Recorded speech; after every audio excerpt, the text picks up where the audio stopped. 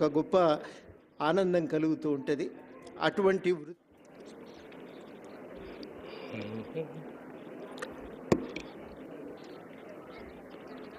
మిత్రులు, గౌరవ రాష్ట్ర మంత్రివర్యులు శ్రీ పొన్నం ప్రభాకర్ గారికి, పెద్దలు రాష్ట్ర ప్రభుత్వ సలహాదారు శ్రీ కేశవరావు గారికి, శాసనమండలి సభ్యులు పెద్దలు ప్రొఫెసర్ కోదండరామ్ గారికి, అట్లాగే శాసనమండలి సభ్యులు రఘోత్తమ్ రెడ్డి గారికి, మరో శాసనమండలి సభ్యులు నర్సిరెడ్డి గారికి, మరో శాసనమండలి సభ్యులు ఏవిఎన్ రెడ్డి గారికి, రాష్ట్ర ప్రభుత్వ principal secretary education Shri Borra Venkatesham గారికి, ప్రొఫెసర్ లింబాద్రి గారికి, దేవసేన గారికి, శృతి ఓజా గారికి, నరసింహారెడ్డి గారికి, ప్రొఫెసర్ వెంకటేశం గారికి, ఇంకా వేదిక మీద ఉన్నటువంటి ఇతర పెద్దలకి, ముఖ్యంగా నా ముందు కూర్చున్నటువంటి గురువులందరికీ, అట్లాగే ఈ గురు పూజోత్సవ సందర్భంగా గురువులను గౌరవించుకోవడానికి ఇక్కడికి వచ్చేసినటువంటి ఇతర స్నేహితులకి, పాత్రికేయ మిత్రులందరికీ కూడా ముందుగా నా హృదయపూర్వకమైనటువంటి నమస్కారాలు. ఏ సమాజమైనా అభివృద్ధి చెందాలి, నాగరికతతో ముందుకు పోవాలి అని అంటే తప్పనిసరిగా దానికి కావాల్సింది విద్య. ఆ విద్యను అందించడానికి కావాల్సింది గురువు.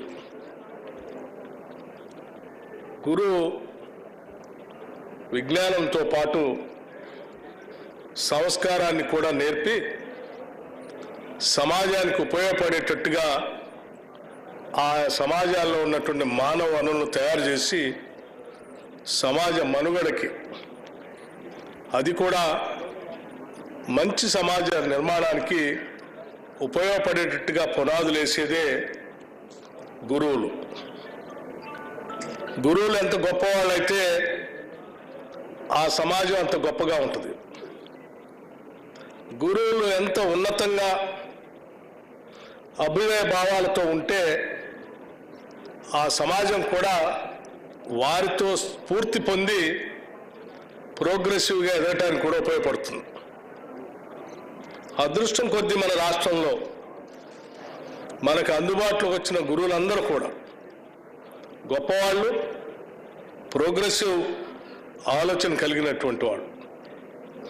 అటువంటి గురువులు రాష్ట్ర వ్యాప్తంగా మనకి ఉన్నందుకు ఈ గురు పూజోత్సవ సందర్భంగా రాష్ట్ర ప్రభుత్వం తరఫున చాలా సంతోషపడతా ఉన్నాం, గర్విస్తూ ఉన్నాం కూడా.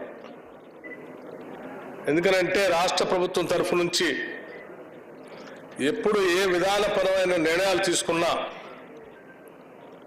టీచింగ్ విధానంలో కానీ, లేకపోతే ఎడ్యుకేషనల్ ఇన్స్టిట్యూషన్స్ ఏర్పాటు చేసే క్రమంలో కానీ, ఎటువంటి విధానపరమైన నిర్ణయాలు తీసుకున్నా మనకి అందుబాటులో ఉన్నటువంటి ఉపాధ్యాయ వ్యవస్థ కానీ, లేకపోతే గురువులు కానీ ఎప్పుడు కూడా సహకరించాలి తప్ప దానికి ఎప్పుడు అడ్డు చెప్పడం కానీ, అటువంటి కార్యకలాపాలు చేయొద్దని చెప్పడం కానీ జరగలేదు రాష్ట్ర చరిత్రలో.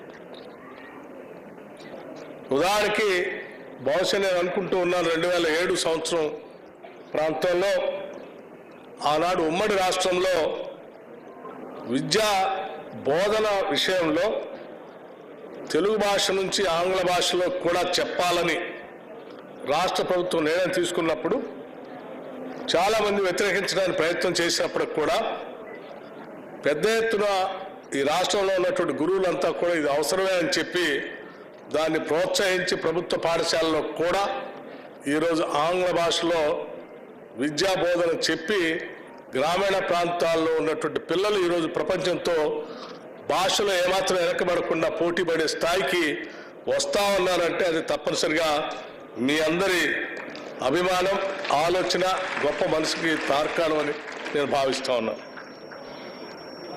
అట్లాగే కాంగ్రెస్ ప్రభుత్వాలు ఎప్పుడు కూడా విద్యకి అత్యంత ప్రాధాన్యత ఇవ్వటమే కాకుండా గురువులకు కూడా అంతే ప్రాధాన్యత ఇచ్చుకుంటూ వచ్చింది. ఎప్పుడు ఏ విధానపరమైన నిర్ణయాలు చేయాలన్నా కూడా సంఘాలతో మాట్లాడటం, సాధ్యమైనంత మేరకు గురువుల ఆలోచనల పరిగణలో తీసుకునే విధానపరమైన నిర్ణయాలు తీసుకుంటూ వస్తూ వచ్చాం.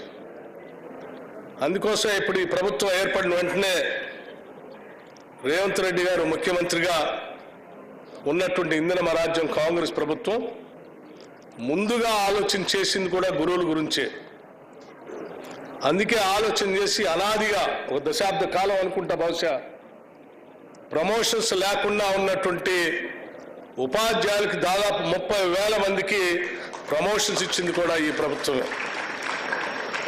అట్లాగే ట్రాన్స్ఫర్స్ లేకుండా ఇబ్బంది పడుతున్నటువంటి టీచర్స్కి దాదాపు ఒక 45,000 మంది టీచర్స్కి ట్రాన్స్ఫర్స్ చేసింది కూడా ఈ ప్రభుత్వమే. అంతేకాదు ఈ విద్యా వ్యవస్థను ఇంకా ముందుకు తీసుకొని పోవాలన్నటువంటి ఆలోచనతో తాడేపల్లిలో అంబటి రాంబాబు మాట్లాడుతున్నారు.